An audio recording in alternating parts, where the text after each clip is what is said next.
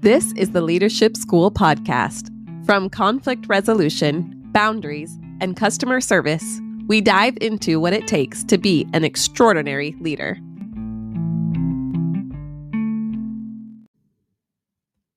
I'm Kyla Cofer, and this is episode 4. So I want to start off today by telling you the story of 2 different software companies. Now in my career, I have had to learn upwards of maybe 50 different databases and softwares and apps. And I know that's today's technology, world technology. We're constantly learning new apps and softwares. And a lot of them are similar. They have a lot of similar features. They work some in the same ways. They're intuitive to figure out and how to use. And so really, I've noticed in using all these softwares that often the difference between 2 different companies is just the feel of that particular company and also the way they treat their customers. So company A was doing this major upgrade and it went really poorly. Nothing worked as it was supposed to. Things just didn't come together well. And what they did was nobody knew that there were any errors or issues with the upgrades until we tried to do something and then it didn't work.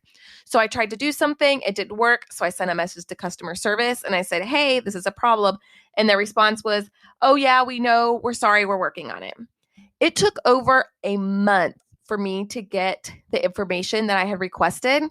And not only that, at no point was I ever communicated any type of positive message that said, hey, we know that this has been a really hard time. We're sorry. So I'm not having a great taste in my mouth for this company and the way they're treating me. Now, contrast that to company B. The software company B that I work with just last week had a major software issue. One key proponent of their program stopped working all of a sudden. As soon as they noticed it, they immediately sent out a message to all of their customers and said, hey, this problem is happening. We're aware of it. This is what you can do, what you can't do right now. We're working really hard on it and we're sorry. And they sent another message a few hours later. That was an update. We're following up. We're saying we're sorry that this is happening right now. We want you to know the changes and the progress that has been made. Now you can do these things, but not these things. And we're still really working on it. The next day, they sent another email and they continued to send updates saying things like, if this is the first experience you're having with us as a software company, we're really sorry. And we want you to know that we value you and we're doing everything we can to make this right. And we want to make it right for you. And if you need help in the meantime, please contact us and we'll do everything we can for you. So these 2 companies came at a problem completely different ways. And you can probably hear in the way that I'm talking about it, which company I appreciated more. Company B, I really valued the way that they're communicating with me so much that I'm going to continue to invest in this company for the long term, just because I know that when I need them, they're going to be there for me. Now, company A, I'm probably going to stop using their service because even though it's a good software and they've probably worked out all the kinks by now with their upgrade, I don't really trust this software anymore. I don't trust that it's going to do well for me. I don't have any confidence in them. And I don't believe that if something goes wrong, that I'll get the resources and the help that I need to do things right. And I count on these softwares for my business, things that I'm doing on a daily basis. I need them. So to not have something working properly is a big deal. So how does that relate to fundamental skills of leadership? Well, today I wanted to cover failure. And I want to talk about not just failure, but what it looks like to fail well, how to get through failure, and how to apologize. I'm going to give you a 5-step method on how to apologize well. Because listen, we all know that failure happens. At this point in your life, you have already made mistakes. You have made ones that you regret. You have made ones that were just kind of no big deal. You just passed on by them, fixed them and moved on. You have made ones that you felt, oh my gosh, I just don't know what to do. And you've struggled with a decision on what to do next. We've all made mistakes. I have made my share of them. I'm a little bit of a recovering perfectionist. As I was a young adult and growing up, I really struggled with making mistakes. I would beat myself up. I would punish myself for any errors that I made. I would feel small and unworthy for making a mistake. Now, I've moved past that through a lot of work and research and personal growth, thankfully. But it took me some time. So if you are in that space at all, I want to give you this gift of telling you that mistakes are going to happen. And the cool thing about mistakes is that most of them can be fixed. Now, there are going to be some mistakes that are irreparable, those big mistakes, those major errors that you can't go back and fix. And the best thing that you can do is find a way to move through and move on. Relationships that are going to go sour and that you have to find a way to go past them. Things like that happen as we grow through life. They've happened to everybody. So I don't want to get too much into today the psychology behind mistakes and how to grieve them, mourn them, move past.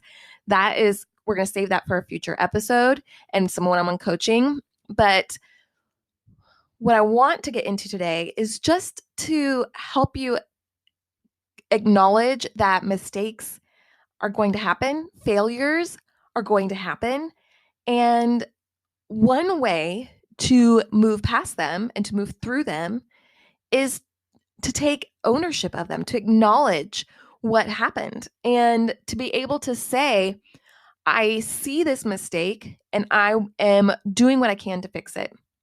A great tool for doing this is an apology.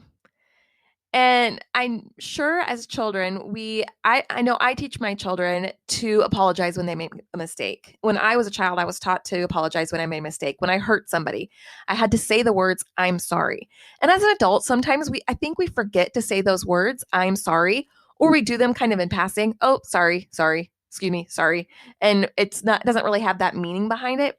But to say that I am and to put the meaning and the sincerity behind it, I am sorry for this thing, it's very, very powerful. So here are these 5 steps for how to really apologize well.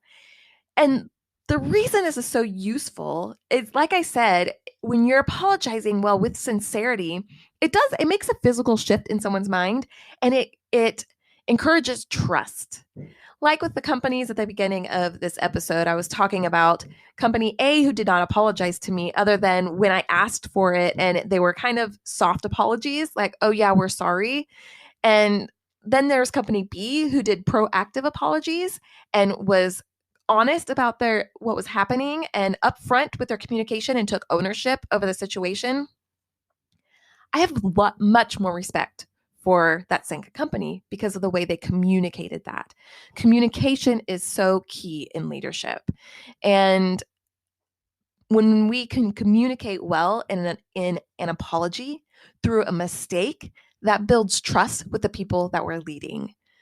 Because anybody can blow off a mistake. Anybody can make a mistake. Anybody can just move on. But to accept it, to acknowledge it, and to improve upon it, to not just take the mistake as something that just is something in the wind, something that just happened or passed by, but to use it as an opportunity for growth, an opportunity to build a relationship with your customers, with your clients, with your coworkers, your friends, your family, in a leadership position to be able to say, I have made a mistake, and take that ownership is really giving yourself and giving the people around you this trust and opportunity to go into something new, because success has never happened without failure. Every success has had multiple failures behind it. And that is how we learn. That is how we grow. That's how growth happens and forward motion happens, is through failing. Think about when you learn to walk. You learn to walk as a child by falling a lot. You'd step up, you'd fall down, you'd get back up, you'd fall down. You didn't, just because you fell down once, that didn't stop you from learning. You kept going. When things get hard, the more we struggle, the more we have pride in our success. So keep those things in mind as we go through this 5-step apology. So step 1, a good apology is always, always, always going to include the words, I'm sorry, and then some version of this is my fault.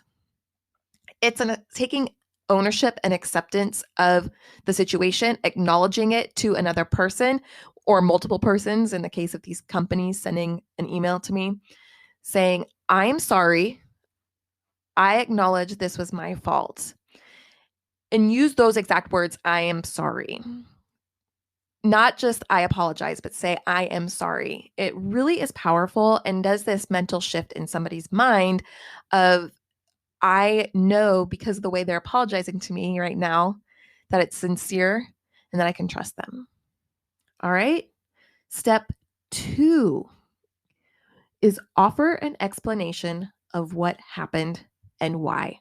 Now, I've done a lot of research on apologies, and I've read a lot of good apologies. I've done most of my research looking at corporate apologies, and you can see the differences between good apologies and bad apologies. A bad apology is just going to skirt by it. They're going to say, hey, we're sorry. We're sorry this happened, and then just move on. A good apology is going to give somebody a sense of closure. This is what happened. For company B, when their software issue didn't work, they were able to say, I'm sorry, this is our fault. What happened was we had a glitch with our computer system and this thing failed and we didn't have something in place to fix it. So now we're putting those things in place. So it's offering this detailed explanation of what happened and why. I remember one mistake that I made one time as a bookkeeper. I sent somebody a report and it was incorrect. And my response was, I am sorry for not communicating earlier. I am sorry for the incorrect report I sent you. This was my error. This is what happened in the mistake. This is why the report was incorrect. And this is what happened. I want you to understand the process. Now, you don't want a super detailed explanation here, unless you're a lawyer that has to put all the, bells and whistles and make it airtight, solid apology note. You really, someone just wants a brief, one sentence, tell me what happened and why, just so I understand where we are and what's going on. So it's really just very, very brief. Let's not make it too complicated because then someone's trying to sort through all of your different explanations. And also you start to lose some credibility and it sounds like you're struggling a little bit. You don't have that confidence behind it as, you're more nervous. I did this thing wrong and this thing wrong and this is what happened and this is what happened and this is what happened. And people go, I don't want to know all that. Tell me a summary, what happened, and then why it happened. And then let's go to the step 3. Okay. Step 3 then is what you did to correct the mistake. So in my bookkeeping example, I said the report was incorrect. This is what happened and why. This is how I made the correction. I fixed the report in this way. And so you'll notice these changes. That is really important. It's just a way of saying to somebody, now we're putting all the pieces together, right? We're putting this puzzle together. Something broke. This is why it broke. And now I've fixed it by using this glue, this special glue that's going to hold everything together. Putting all the pieces together. And again, it doesn't need to be a long, lengthy explanation unless there's a reason for that, like a purpose behind that, where you have to provide some proof or show your steps along the way, or you're doing some scientific research and experiments that need to have those things logged. Otherwise, it just needs to be very brief. Okay, step 4. Now that we know what happened, now that we know what you did to correct it, how are you going to prevent it from happening again? This is where the trust comes in. As we're building trust with each other and other people as leaders, we can apologize for things all day long. But if we're apologizing for the same things, the same types of mistakes over and over and over, we start to lose that trust. Plus, we don't grow, right? If we continually do the same things, then we're just not going forward. We're not moving beyond what we said we were sorry for. Saying that we're sorry and meaning that you're sorry means that there's going to be some sort of change happening, that you're no longer going to be doing that thing.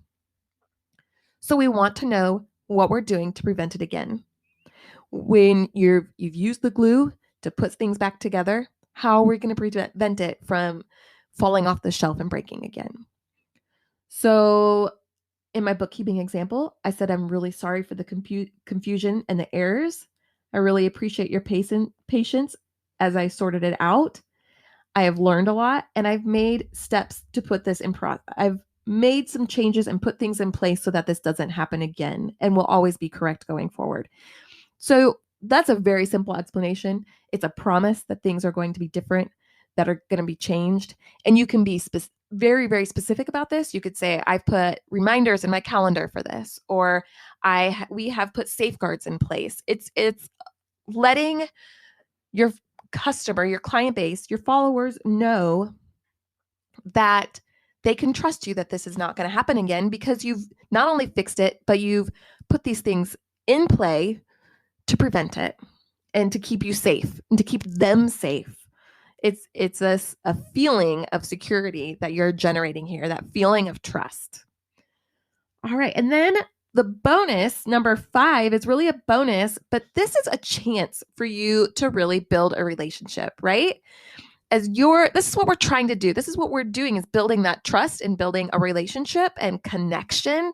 So it's more than just saying an admission that you failed. It's, how can I grow and how can we grow through this situation? So the bonus is, remind this person of why you love them and that you're grateful for them. So easy, because you do. If they're a customer of yours, they're paying you and you love that, right? If they're an employee of yours, they're working for you and they're working hard for you. And so you love them and you want them to stick around so you don't have to train somebody else. If it's somebody in your family that you value, you care about them and you want them to know how grateful you are for them. So this is the added bonus. We're going to sandwich this at the end, or the frosting on the top of our apology cake. It's, I love you and I'm grateful for you. It's a great opportunity to really tell someone that you're invested here and you're doing everything you can. You're putting your best foot forward. You're always doing your part. So back through again, you're going to fail. You're going to make a mistake. It's totally fine when you do. Some mistakes are just going to happen. Some mistakes are terrible and it's not going to really work out well for you, but we can still move through them and past them. And when it's called for an apology, we go through our 5 steps. Step 1, I'm sorry, this is my fault. Step 2, this is what happened and why. Step 3, this is what I did to correct it. Step 4, this is what I'm going to do to prevent it from happening again, or this is what I've already done to prevent it from happening again, even better. And then step 5 is the bonus, the frosting. We love you. We are grateful for you. Thank you so much for your patience, your kindness, for being here and being willing to invest in this continued relationship with me. So I hope that gives you a good foundation for failing well. It's really key to start out your leadership with this basic foundation, because knowing that failure is going to happen is one thing, but having tools and being prepared for it when it does happen is another thing. So now you have some tools, and it's just remember that it's okay if you fail. It's okay if a mistake happens, because it's an opportunity for growth. The bigger mistakes we'll talk about more in depth as we go on through this podcast, through this leadership school. Even bigger mistakes, though, that's opportunities to maybe build closer in a relationship, to grow, to learn something. But also sometimes we just have to grieve those. We have to mourn that it didn't work the way we wanted, the unmet expectation, the loss of something great, whether it's a money or a relationship, and acknowledging that there's some grief there that needs to happen, some grieving that needs to happen, going through all of those steps. But also, when it's called for, apologizing well, giving yourself compassion to know that this happens to everybody, but also using it as a chance to build in that relationship, saying, we're fixing it. This is what happened. We want you to trust us. I want you to trust me. because I am doing everything that I can. And that is how you build integrity as a leader, is by generating trust, by being truthful, by owning who we are, by owning our mistakes, and owning what's going on, owning the situation, acknowledging it, not running from it, being in the middle of it. And then once we have that, once we've done that acknowledgement, then we have the opportunity to move past it and to do something new and great and go to the next step, the next level of our leadership, of our personal growth, of our career, our relationships, our connections, and we'll be always moving forward through one mistake, one failure after another. And you'll eventually come to a place where you start to see that these failures maybe aren't failures at all. Maybe they're just steps on your way to success.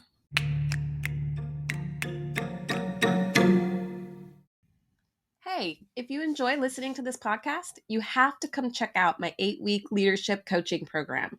You can see all the details on my website at kylacofer.com. That's spelled KYLACOF as in friend, ER.com. Thanks for listening.